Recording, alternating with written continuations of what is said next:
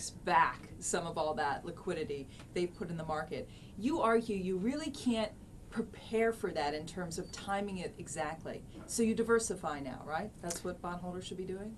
That's right. We think that bondholders, they face many challenges in today's market because interest rates are at all-time record lows, not only here in the United States but across the globe. But we think that one of the most effective ways to counter that is to look beyond the Treasury market, beyond cash investments, and get exposure to some other areas that have some attractive yield and some attractive return potential going forward. But to time the entry into that, we think is quite difficult. So I think an investor is best served by creating a diversified portfolio of many of these areas of the market that we think remain attractive in fixed income, do offer more yield than what's available in cash in the Treasury market.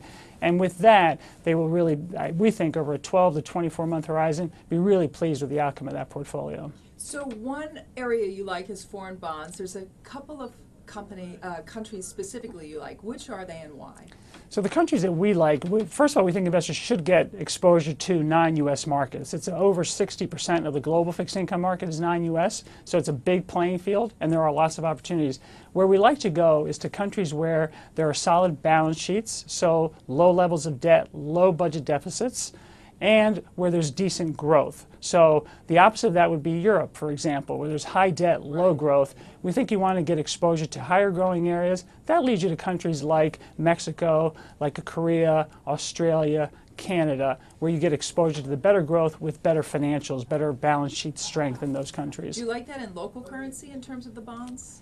In many cases we do. So we go country by country. So where we can find a higher yielding country that we think has decent growth and the central bank is not looking to depreciate the currency, there we do like to get it in local currency. In other cases we will hedge the currency risk and just get exposure to that bond market. You also like investment grade corporates. Probably people that never thought about this suddenly woke up when they saw Apple decided to issue bonds. What do you think of Apple's offering? Is that debt you would hold? And when do you see that move into investment corporates losing some steam? Sure. We think that investment grade corporates are attractive, but primarily in the financial sector. So with the Apple securities, for example, we think they're fair value, but we think there are better opportunities in the financial area of the market. So the JP Morgans, the Bank Americas of the world, Goldman Sachs, where we see really strengthening balance sheets by the financial sector. Whereas in the non-financial sector, of which Apple represents that, there we see spreads or risk premiums that have really compressed quite a bit. So the relative value is not nearly as attractive when you look at the non-financial sector of investment grade credit.